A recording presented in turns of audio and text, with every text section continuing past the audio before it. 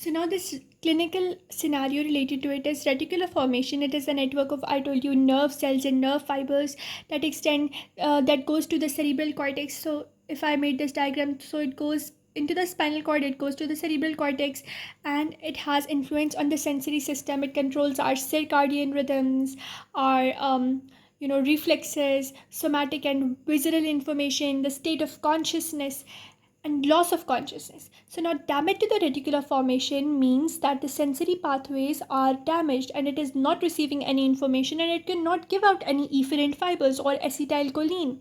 So it means persistent unconsciousness.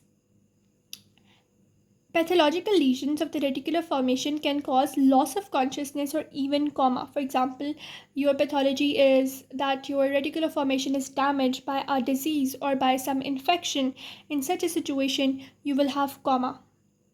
Also, that in epilepsy, what happens is there's inhibition of the activity of the reticular formation.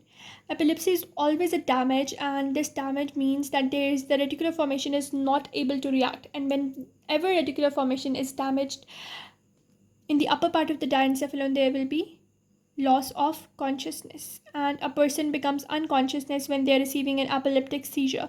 So that is all that is related to the reticular formation. Loss of the reticular formation equals to loss of the state of consciousness, loss of certain reflex actions, or even coma. And sometimes you cannot even revive this person because the reticular formation has been permanently damaged.